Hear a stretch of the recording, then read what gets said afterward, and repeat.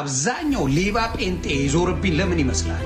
ጥቅሙን ነክቼበት ነው። ሌብነቱን ተናግሬበት እንዲያበደው የሚያሳብድ ነገር አይደለም። አቃል ይሄንን አሁን ይሄንን ጸበል ቀጂ የሚልኩት እነማን እንደሆነ አውቃቸዋለሁ። ነቢያቱ እንዲህ ናቸው፣ ፓስተሮቹ እንደዚህ ናቸው፣ ጴንጤዎቹ እንደዚህ ናቸው። ወደ ተሳድበ ትሄዳለህ። መሄድ ከፈለግ ሳትሳደብ ሂድ።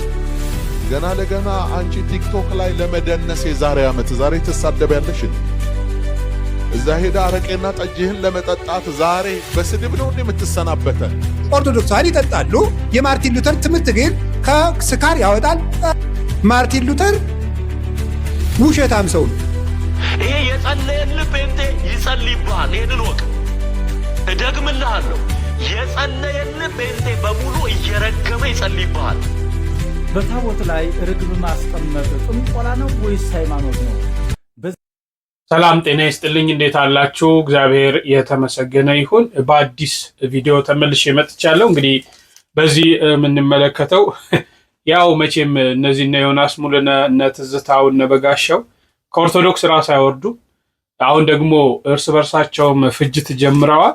ከዛ ይልቅ ግን አንዳንድ ነገሮችን ማንሳት የሚፈልጓቸው ነገሮች ምላሽ ማንሰጣቸው ዝም የምንል ከሆነ ችግር ስላለው ነው። አሁን ኦርቶዶክስን ጠጪ ናት፣ ለመጠጥ ለአረቄነት ወደ ኦርቶዶክስ ተጓዝ የሚሉ ነገሮችን እያነሱ ነው። እና እንደው አባ ገብረ ኪዳን የማርቲን ሉተር የትውልድ ሀገሩ ሄደው በቸርች ውስጥ ምን እንደሚደረግ አንድ የገለጹት አለ። ከነዚህ ጋር ተያይዞ አንዳንድ ነገሮችን እናነሳለን። የቅዱሳንን ምልጃ የተረዱበትን መንገድ ምናነሳ ይሆናል።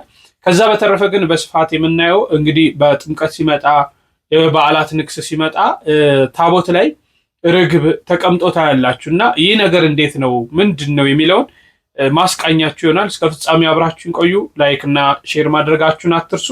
እስቲ ከሁሉ በፊት እቺን ቪዲዮ ይዋት። ጊዮርጊስ ሀብታሙ ጊዮርጊስ አመት አመቱ ያድረሰን እንዲሁ እንዳለና እስተ ልጆቻችን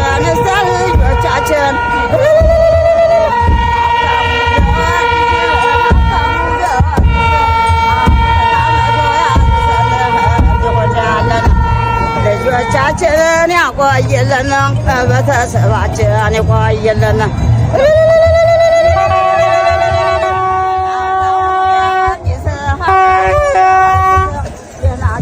ደና ወጣለና እንዲሁ እንዳለን አመት አመቶ የገመና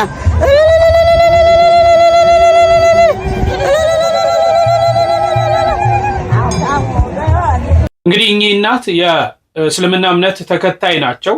የእስልምና እምነት ነው የሚከተሉት። ነገር ግን እንዲህ ነው ተከባብረው መኖር ማለት። አሁን የቅዱስ ጊዮርጊስን ምን ያህል እንደሚያምኑት ቅዱስ ጊዮርጊስ በርካታ ነገር እንደሚያደርግላቸውና ኦርቶዶክስን ምን ያህል እንደሚወዱ ሃይማኖት እርስ በርስ ተከባብረው መኖር ማለት ይሄ ነው። እንግዲህ የእስልምና እምነት ተከታይ አይመስሉም። ትላንት ጥር 18 የተቀረጸ ቪዲዮ ነውና እንደው እንዲህ አይነት ሃይማኖት ነው ያለን፣ እንዲህ አይነት መከባበር የቀደሙ እናቶች የቀደሙ አባቶች ስለ ሃይማኖት ክብር እርስ በርስ የሚያውቁበትን መንገድ እንደው እንድታዩት ስለፈለኩ ነው ይሄንን ያመጣሁት። እሺ እስቲ እኚህን አባት ተከታተሏቸው። እንግዲህ ታቦታት ላይ ርግብ ማስቀመጥ ጥንቆላ ነው ወይ ምንድን ነው የሚለውን ነገር በስፋት ያነሳሉ። ሌሎች ሀሳቦችንም እናነሳለን አብረን። በታቦት ላይ ርግብ ማስቀመጥ ጥንቆላ ነው ወይስ ሃይማኖት ነው? በዚህ ዙሪያ ለመናገር ወይም ደግሞ በዚህ ዙሪያ አስተያየቴን ለመስጠት ነው የመጣሁት። ለሁሉም ሰው እንዲዳረስ ሁላችሁም ወዳጆቼ 10 ጊዜ ኮፒ ሊንክ በማድረግ ለሁሉም ሰው አዳርሱልኝ። ቤቱን ፎሎ አድርጉ። ይህ መረጃ አንድ ቀን ሊያገለግላችሁ ስለሚችል ቤቱን ፎሎ አድርጉ ማለት ነው። ይሄ በጣም ስላናደደኝ በዚህ ዙሪያ አስተያየት ለመስጠት ነው የመጣሁት። የእግዚአብሔር ቸርነት ከእናንተ ጋር ይሁን። 10 ጊዜ ኮፒ ሊንክ አድርጉ። በታቦት ላይ ወፍ ወይም ደግሞ ርግብ ማስቀመጥ ጥንቆላ ወይስ ሃይማኖት? ይሄ ምንድን ነው? በመጽሐፍ ቅዱስ ላይ የተጻፈ ነገር አንድ ቅንጣት ታቦት ላይ ወፍ አስቀምጡ የሚል ነገር የለም፣ ወይም ደግሞ ርግብ አስቀምጡ የሚል የለም። ምናልባት ወጣቶች ጥሩ የሚሰሩት ስራ አላቸው። በስሜት እየተነሳሱ ወይም በስሜት እየተንቀሳቀሱ የሚያደርጓቸው ደግሞ ብዙ ጥፋቶች አሉ። ይህንን ጥፋት ሲያደርጉ ከጀርባ የቆሙ አባቶች ደግሞ ዝም ብለው በማየታቸው ውስጤ በጣም አዝኗል። የቃል ኪዳኑን ታቦት ፍትሐ ነገሥት ላይ የተቀመጠው የቃል ኪዳኑን ታቦት ክህነት የሌለው ሰው ከነካው ታቦቱ ተራ ነገር ስለሚሆን መስዋዕት በላዩ ላይ እንዳይሰዋበት እንደገና ኤጲስቆጶሱ የታቦት ጸሎት ጸልዮ እንደገና ይባርከው ይላል። አሁን ወጣቶች ለማዳ እርግሞችን እያነሱ ታቦት ላይ መከመር ይሄ ምን ይባላል? የነፈዝ ስብስብ ምንድነው የሚባለው? ይሄ እንዴ ሥርዓተ ቤተክርስቲያን። አሁን እነዚህ እንግዲህ እርግብ የተከመረባቸው እርግብ ተቀምጦባቸው የነበሩ ታቦቶች ወደ ቤተ መቅደሱ ገብተው እነዚህ ምንም ሐሳብ የሌላቸው ደንታቢሶች መስዋዕት በላዩ ላይ ሊሰውበት ይሆናል እኮ። አያፍሩም እኮ እነዚህ። ይሄ ታቦት በቀጥታ በላዩ ላይ ወፍ ስለተቀመጠበት ረክሷል። እንደገና ይሄ ታቦት መቀደስ አለበት። ምን ማድረግ አለበት? የክፍሉ ኤጲስቆጶስ የአካባቢው ማለት የአካባቢው የሀገረ ስብከቱ ሊቀ ጳጳስ ሂዶ ይህንን ታቦት እንደገና ቅባሜሮን ቀብቶ ካላነገሰው በቀር መስዋዕት መሰዊያ አይሆንም። ስሙን መጥራት ስለፈራሁ ነው። እኔ ተራ ነገር ሆኗል ማለት ተራ ምን ካላችሁኝ እናንተ ራሳችሁ በሉት። ተራ ነገር ሆኗል። ካሁን በኋላ መስዋዕት መሰዊያ አይሆንም። ይህንን ነገር እያነሱ እንደው እንስሳት እያንጠለጠሉ ታቦት ላይ ማስቀመጥ ይሄ ምን ይባላል? ሟርት ወይስ ጥንቆላ ወይስ ደግሞ እምነት ምን ይባላል? ይሄ ምናልባት የብሉይ ኪዳኑ የቃል ኪዳን ታቦት በዘጸአት የስርየት መክደኛው በዘጸአት 37 ላይ የሚናተፍ ዶሮ የሚመስል ኪሩቤልን ሳልበት በግራና በቀኝ የኪሩቤሉ ክንፍ ደግሞ ክንፍና ክንፍ ይገናኙ ራሱ ደግሞ ወደ መሰዊያው ዝቅ ብሎ አንገቱን ደፍቶ ይታይ የሚል የሚናከስ ዶሮ እንግዲህ ታውቃላችሁ። እግርና እግሩን ዘርግቶ ክንፉን እንዲህ ሰበር አድርጎ ዘርግቶ ይሄ አንገቱ ላይ ያለው ፀጉር እንዲህ ተንቀሳቅሶ ቁሞ በቃ ቁጡ ሆኖ ነው የምታዩት። ዶሮ ሲናከስ አይታችሁ ከሆነ ያንን የሚመስል ኪሩቤልን ስራበት ብሎ እግዚአብሔር አዟል። እና ይሄ ኪሩቤል አልታየንም ብላችሁ ነው ክንፍ ያላትን ርግብ ወስዳችሁ ታቦት ላይ የምትከምሩት ወይስ ደግሞ አታላይነት አጨበርባሪነት ነው? ያንተ ጥሬ በላ ርግብ መንፈስ ቅዱስ መሆኗ ነው? መንፈስ ቅዱስ ርግብ አይደለም ጌታዬ፣ በርግብ አምሳል ነው ወረደ የተባለው። በማቴዎስ 3 ላይ በርግብ አምሳል ወርዶ ተባለ እንጂ ርግብ አይደለም የተባለው። እንዲሁ ይህን ምንድን ነው አጉል ጻድቅ አርጉኝ ባይ ህዝብ እንደው ማንን ነው የምታታልሉት? ከእናንተ በጀርባ ያለውን የዋሁን ህዝብ ወይም ደግሞ ከእናንተ ሃይማኖት ውጭ ያለውን ያኛውን ህዝብ አንተ በምትከተለው ታቦት ላይ መንፈስ ቅዱስ ወርዶ ተቀመጠበት። አጭበርባሪ አይደረግም ይሄ ታቦት። ወይስ ደግሞ ታቦቱን መንፈስ ቅዱስ የተለየው ነው ለማለት ፈልጋችሁ ነው? ምን ለማለት ፈልጋችሁ ነው? ታቦቱ እግዚአብሔር የለበትም ወይም ደግሞ በታቦቱ ላይ እግዚአብሔር የለም፣ መንፈስ ቅዱስ የለም። ስለዚህ እና እኛ ወስደን ርግብ እናርግበት። እመኑ እንጂ መጀመሪያ አገልግሎት ከመጀመራችሁ በፊት እመኑ። ከማገልገላችን በፊት ማመን ይሻላል። እንደው ከዚህ ቀድሞ አንድ አባት አንድ ነገር ሲናገሩ ሰማሁ። ቄስ ከመሆን ክርስቲያን መሆን ይቀድማል ብለው ሲሉ ሰምቻቸዋለሁ። አንድ ሊቀ ጳጳስ ናቸውና ገሌ ማለት አልፈለኩም እና መወዳቸው አባት ናቸው። ቄስ ከመሆን በፊት ዲያቆን ከመሆን በፊት መነኩሴ ከመሆን በፊት ጳጳስ ከመሆን በፊት መጀመሪያ ክርስቲያን መሆን ይቅደም ነው ያሉት። መጀመሪያ አንተ ታቦቱ መንፈስ ቅዱስ ነው በል እስኪ። ታቦቱ ላይ እግዚአብሔር አለ። በታቦቱ ላይ ሆኖ ያነጋግረኛል፣ ልመናዬን ይሰማል፣ ጸሎቴን ይሰማል በል። ርግብ ወስደህ የምትከምረው ማንን ለማታለል ነው? ማንንስ ለማጨበርበር ነው? ማንንስ ግራ ለማጋባት ነው? ይሄንን የጠነዛ ርግብ ወስዳችሁ እዛ ላይ የምትጥሉት? ያ ሁሉ ቄስ ከጀርባ ተከትሎ ያ ሁሉ ሰንበት ትምህርት ቤት ከፊት ለፊት እየመራ ያ ሁሉ ምዕመን እዛ እያለ ይህንን ሟርት ወይም ደግሞ ምን ተብሎ ሊገለጥ የሚችል እንደሆነ አላውቅም። ወስዶ ርግብ እዛ ታቦት ላይ ማስቀመጥ ምን ይባል ነው? ምን ይባል ነው? የደደብ ስብስብ ምንድን ነው የሚባለው? ይሄ የረከሰች ርግብ ወስደህ ታቦት ላይ የምትከምረው ነገ ከታቦቱ ጭምር በግ እንዳታስጎትተው ነው የምፈራው። እንደ ብሉይ ኪዳኑ መስዋዕት ምን ማለት ነው ይሄ? ቤተ ክርስቲያናችንን ወደየት ነው? ወጣቶች ምንጣፍ ማንጠፋችሁ ጥሩ ነው፣ ጉዝጓዥ መጎዝጎዛችሁ ጥሩ ነው። ጥሩ ያልሆነ ግን አለ። ምን? ዕጣን ማጠን የካህን ስልጣን ነው። እናንተ ምን አገባህና ነው አንተ ደግሞ በማንደጃ ዕጣን የምታጥነው?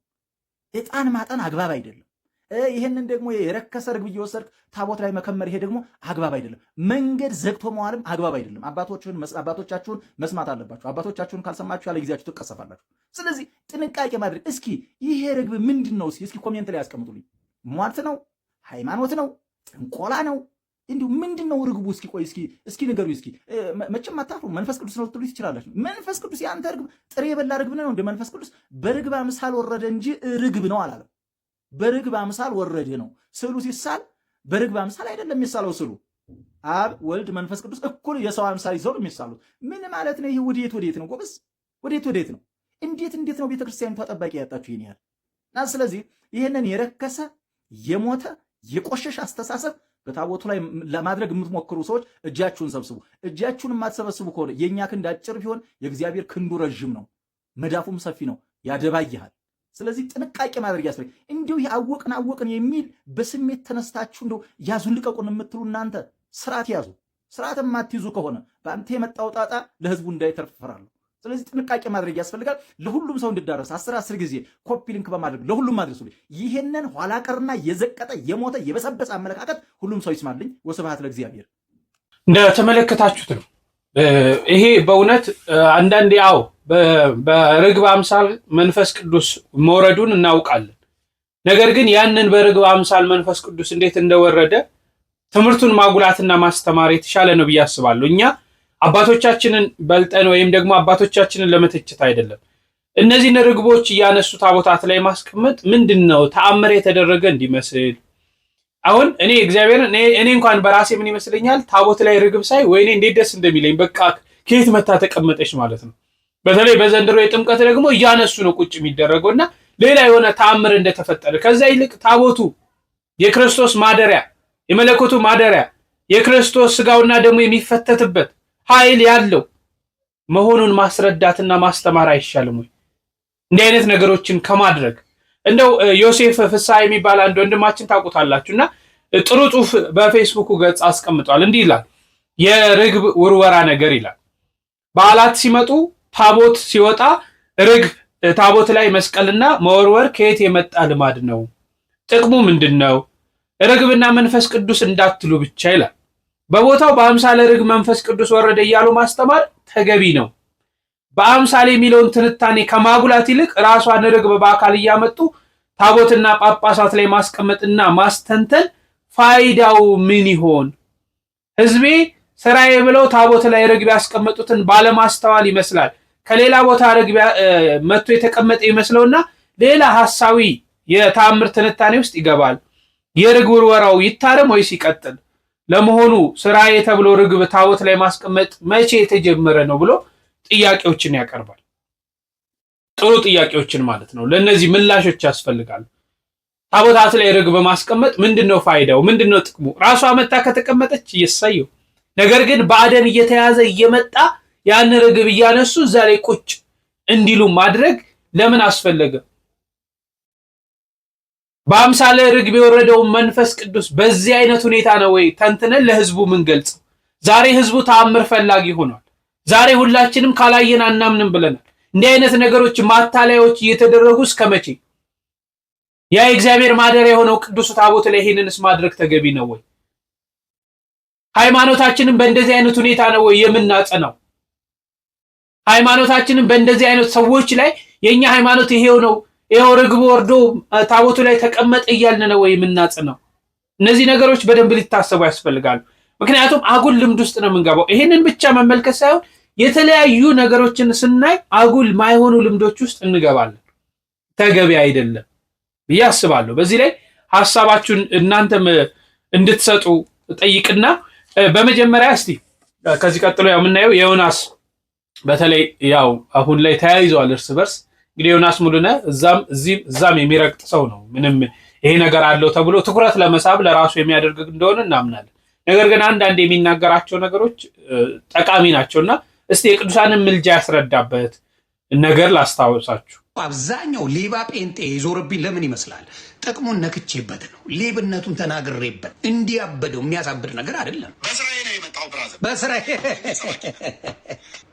አንተ ነህ መተህ ስለ ክርስትና የምታወራው። ድነሃል አንተ አይደለ? ድኗል። በእናንተ ቤት እሱ ድኗል። አሁን ከኔና ከእሱ ሄዳለው ማን ነው? ቢኒሻል። ለምን? ጴንጤ ኦርቶዶክስን ስለሚሰደው ድናል። እኔ እኮ ድኜ ነበር። ኦርቶዶክስን ስገሸልጥ ድኛለሁ። ኦርቶዶክስን መስደብ ያድናል። ተሳሳትኩኝ? ኦርቶዶክስን መስደብ ያድናል። በጴንጤ ስብከት በማየው ኦርቶዶክስን መስደብ ነው ትልቁ መዳኛ መንገዱ። ክርስትናን መቀበል ማለት አዲስ ጴንጤ አሁን እንትና እንዳልክ ዳኔ የተባለ ወሮ በላ አንድ ልጁን ክዷል፣ አንድ ልጁን አምኗል፣ ግን አብሯት አይኖርም። ድኗል። ምን ስለማ ኦርቶዶክስን ስለሚሰድብ ድኗል። እንቀጥል። አሁንም ቢሆን እድላለሁ ከጌታ ጋር የመሆን አለኝ። እውነት ነው፣ እውነት ነው። ምንም የበራለት ነገር የለም። አልበራለትም ገና። አዎ የእኛ መብራት አይደል። አሁን ሶፊያ ዘማሪት ሶፊያ ሽባባው በጣም ነው ኦርቶዶክስን የምትወደው፣ በጣም ነው የምታከብረው። በጣም ኦርቶዶክስን ታከብራለች፣ ትወዳለች። አብዛኛዎቹ የኦርቶዶክስ ወዳጅ ናቸው። ለዚህ ነው ጠላት የሌላቸው። ሶፎንያስን ይወዱታል።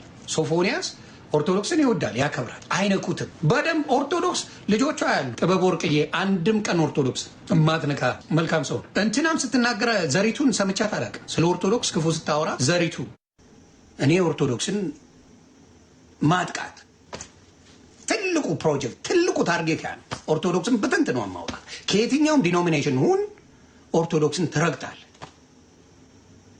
እና ይሄ ነው ዋናው። አሁን ለምሳሌ የጠየቁት ጥያቄ አለ። ቅዱሳን ምልጃም ተቀብያለሁ።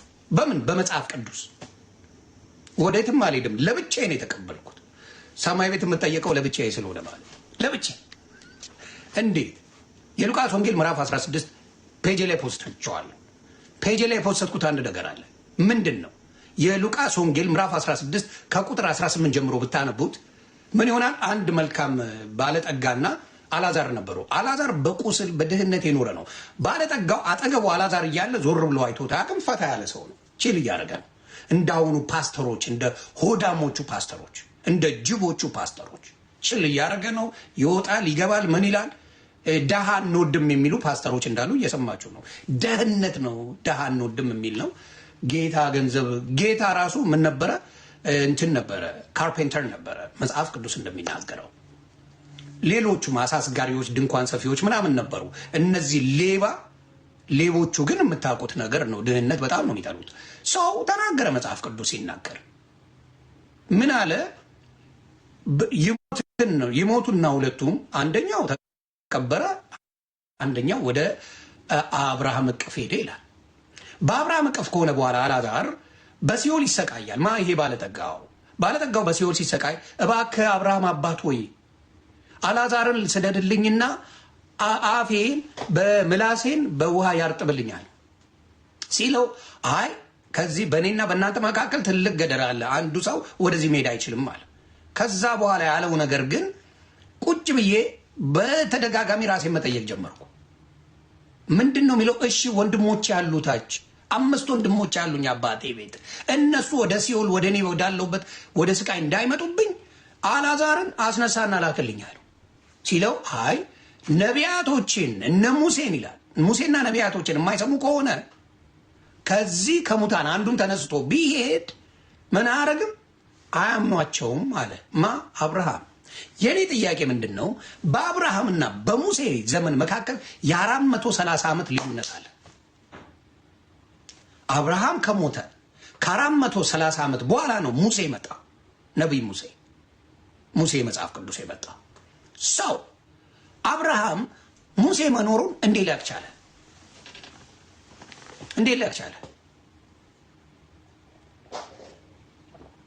ማያይ ከሆነ ወደ ምድር ማያይ ከሆነ ምድር ላይ ማየት የማይችል ከሆነ አብርሃም ሙሴን ማየት አይችልም። ሙሴ በሕይወት አለ፣ አብርሃም ሞተዋል። ስለዚህ የሞተው አብርሃም ሙሴን ካየ፣ ስለዚህ ምን ማየት ይችላሉ ማለት ነው? ቅዱሳን እኛን ማየት ይችላሉ ማለት ነው። ያያችሁት ነው እንግዲህ።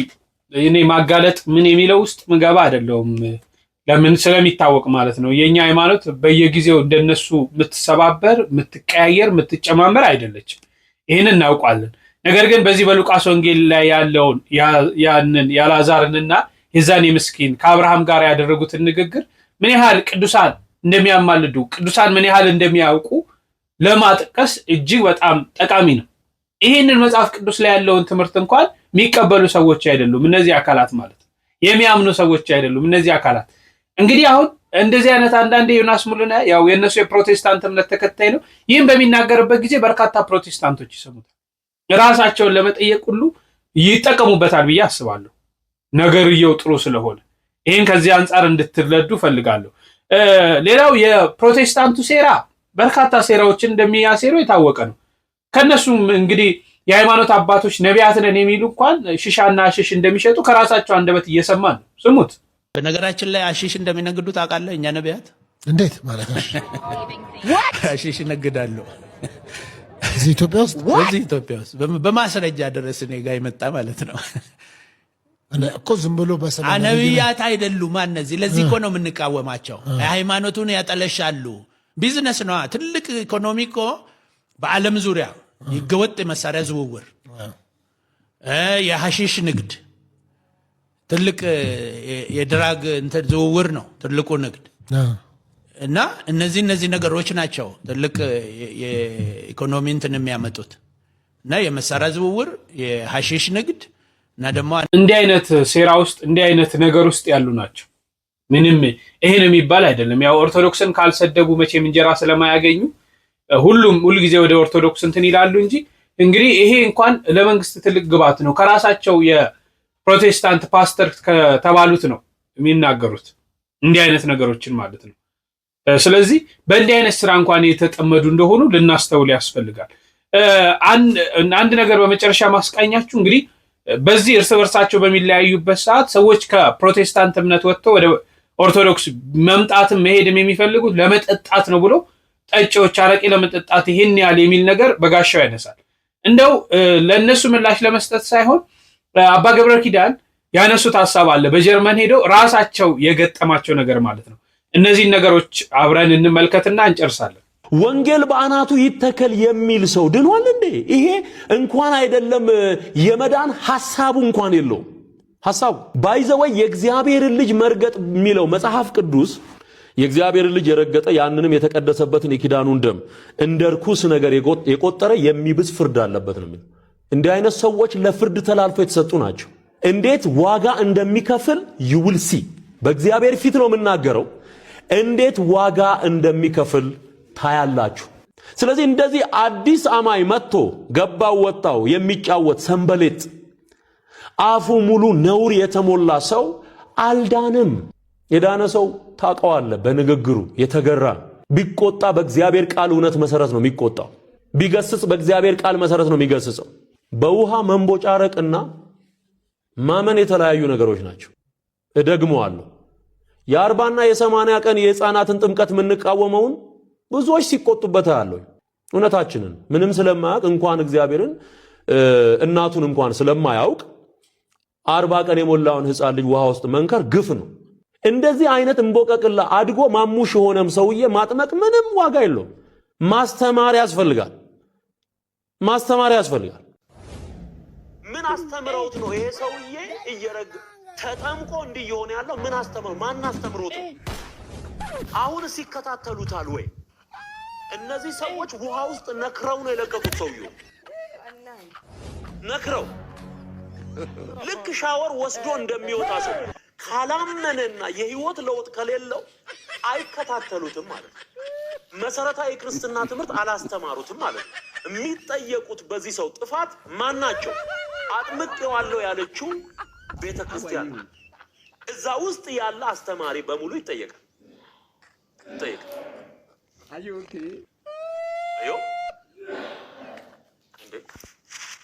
እንጂ ዝም ብሎ እኮ ሰው ተጠምቄያለሁ ብሎ አገር አይበጠብጥም። የስድብ መንፈስ ካለቀቀው የምኑን ተጠመቀ? እንኳን አይደለም ሰድበህን አወድሰህን እንኳን እንለያለን እኛ በዚህ ዘመን። እንኳን አይደለም ሰድበህን እንኳን አይደለም የስድብ ቃል አውጥተህ በእውነት ሙገሳ እንኳን ብታቀርብ በሐዋርያ ሥራ ምዕራፍ 16 ላይ እንዳለችው ሟርተኛ ሴት እንመነጥረዋለን መንፈስህ። ስለዚህ ይህ ሰው የሚያሳየው ያጠመቁትን ያስተማሩትን ሰዎች ማንነት ነው። ደግሞአለሁ፣ የሰውየው ባህሪ የሰውየው ማንነት የሚገልጠው ያስተማሩትንና ያጠመቁትን ሰዎች ማንነት ነው። አለቅ። ይሄ የጸለየልህ ጴንጤ ይጸልይብሃል። ይሄንን ወቅ እደግምልሃለሁ። የጸለየልህ ጴንጤ በሙሉ እየረገመ ይጸልይብሃል።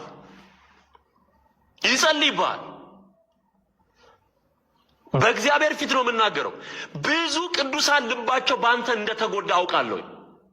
በጣም ብዙ ሰዎች ሲጸልዩልህ የኖሩ ሁሉ እግዚአብሔር እንዲፈርድብህ የፍርድን ጸሎት ሊጸልዩ ይችላሉ። ገለል እንዲያደርግ ሊጸልዩ ይችላሉ። አካውንትህን ለማዘጋት ምን ያህል እንደተነሱ አይተሃል። ቤተ ክርስቲያን ተስማምታ ትጸልያለች። ይህንን ወቅ ነቢያቱ እንዲህ ናቸው፣ ፓስተሮቹ እንደዚህ ናቸው፣ ጴንጤዎቹ እንደዚህ ናቸው ብለህ ተሳድበህ ትሄዳለህ። መሄድ ከፈለግ ሳትሳደብ ሂድ። ገና ለገና አንቺ ቲክቶክ ላይ ለመደነስ የዛሬ ዓመት ዛሬ ትሳደቢያለሽ እንዴ? እዛ ሄዳ አረቄና ጠጅህን ለመጠጣት ዛሬ በስድብ ነው እንዴ የምትሰናበተን? እንዴ ደክሞኛል ብለህ ዝም ብለህ ወጥተህ መሄድ ነው እኮ በቃ ኦቤስሊ ታውቋል። ሰው ይደክማል እኮ አይ ከዛ የወጣሁት እንትኑ ስላልተመቸኝ ምናምን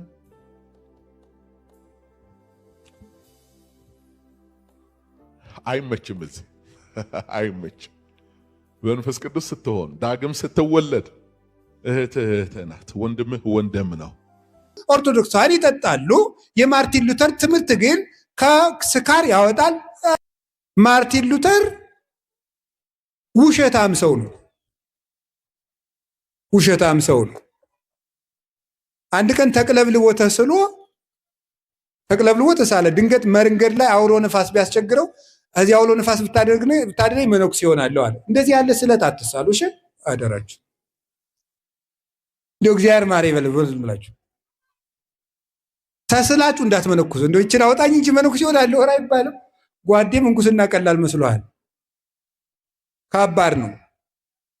ገባና አቃተው። ካቃተው ንስሐ መግባት ነው ያለበት። ሰው መነኩሴ ሆኖ ንስሐ መግባት ይችላል ኃጢአት ከሰራ። ንስሐ ገብቶ ምንኩስናውን መቀጠል ሌላ ነገር ነው። ሲያገባ ደግሞ አቅቶኛል ቢልስ ምን አለበት?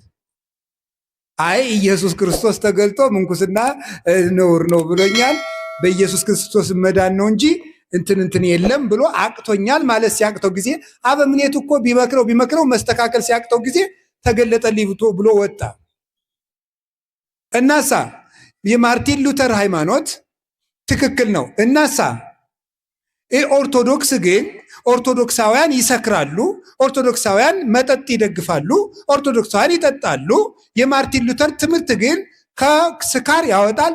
ኧረ እኔ በአጋጣሚ ባለፈው ይገርማችኋል ጀርመን ሄጄ ነበረ እና እንደው የማርቲን ሉተር ትውልዱ እዚያ ነውና እኔ እዚህን ሰው ሀገር ማየት ፈልጋለሁ ብዬ 250 ኪሎ ሜትር አስነድቼ ሄድኩኝ።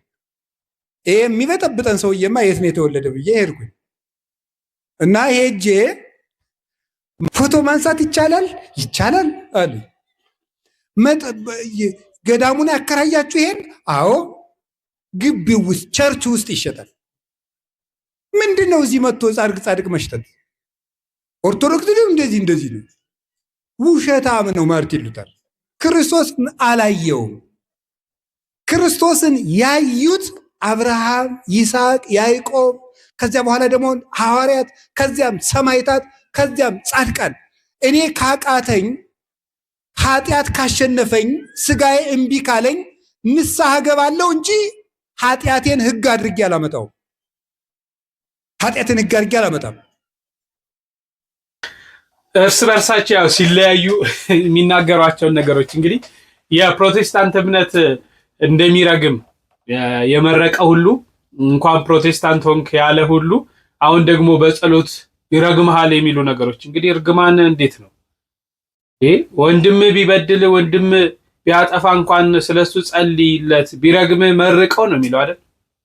ይሄን ነገር ከምን አንጻር አይታችሁት ነው? ጥሩ ነው። አያችሁ፣ ይቺ ንጽሕት ቅድስት እምነት ነክታችሁ መቼ ማረፊያ የላችሁ። መናገር የምፈልገው የኢትዮጵያ ኦርቶዶክስ ተዋሕዶ ቤተክርስቲያንን ነክቶ ማረፊያ ያለው በደስታ በሰላም የሚኖር ሰው የለም። በጊዜው ባለንበት ሰዓት ደስታ ልናገኝ እንችላለን። ባለንበት ሰዓት ሰላም ልናገኝ እንችላለን። ባለንበት ሰዓት ያሸነፍን ሊመስለን ይችላል።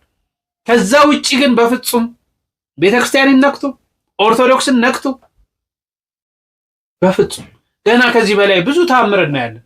ብዙ ስትፈረካከሱ እናያለን። እቺ ግን በአለት ላይ የተመሰረተች ሃይማኖት ናት። ባይዘዌ እነዚህን ሰዎች የምንናገረው እነዚህ ሰዎች እንደዚህ የሚሉት ኦርቶዶክስን ስለሚነኩ ነው። የበርካታ እኮ የፕሮቴስታንት እምነት ተከታዮች አሉ፣ ጨዋዎች፣ ማንንም አይነኩ፣ የራሳቸውን ሃይማኖት አክብረው የሰው ሃይማኖት አክብረው ሰው ዳር የማይደርሱ በርካታ ፕሮቴስታንቶች አሉ። ያድነናል፣ ሰው አንድ ነገር ያድነኛል አምነዋለሁ ብሎ ያለውን የመከተል መብት አለው፣ መብቱ ነው። ነገር ግን ያድነኛል ብሎ የራሱን እምነት መከተል ሲገባው የሌላውን ቤተ እምነት ሚነካ ከሆነ ሰላም የለውም። እኛም ዕለት ዕለት የፕሮቴስታንት ቤተ እምነት መንካት አንችልም። ከተቻለ በትምህርት ማስተማር፣ ከተቻለ ዲቤት ማድረግ በሃይማኖት ይሄ ነው ይሄ መንገድ ትክክል አይደለም ካልሆነ ግን ያ ሰው ካመነ መብቱ ነው፣ በየትኛውም መንገድ ማለት ነው። ግን ሃይማኖት ኦርቶዶክስን ነክታችሁ፣ ኦርቶዶክስን አዋርዳችሁ፣ ኦርቶዶክስን ተሳድባችሁ፣ የቃል ኪዳኑን ታቦት ተሳድባችሁ፣ ቅዱሳንን ተሳድባችሁ፣ ድንግል ማርያምን ተሳድባችሁ ህይወት አይገኝም። እንዲሁ እርስ በርሳችሁ ስትፈረካከሱ፣ እርስ በርሳችሁ አንዱ አንዱን ሲተች፣ አንዱ አንዱን እተቻለሁ ሲል የራሱን የቤተ እምነቱን ገመና ሲያወጣ እንመለከታለን። ስለዚህ እግዚአብሔር ከዚህ ይጠብቀን። በሃይማኖት ጸንተን፣ በምግባር ጸንተን 30 60 100 ያማረ ፍሬ አፍርተን በንስሐ ህይወት ተመላልሰን ስጋውን በልተን ደሙን ጠጥተን ያን የምንናፍቀው መንግስቱን ለመውረስ ሁላችንንም ያብቃን። የራሳችሁን ቤተ እምነት እየደበቃችሁ ከጀርባ ከዚህ እየተመጣ የሌላን ቤተ እምነት ጉድ አወጣለሁ። ባይዘው ኦርቶዶክስ ምንም አይነት የጀርባ ቁስል ምንም አይነት ጉድም የላት። እግዚአብሔር ለሁላችንም ማስተዋሉን ይስጠን ለማለት እወዳለሁ። በሌላ ጊዜ እስክንገናኝ እጅግ አከብራችኋለሁ። ቸር ቆዩልኝ።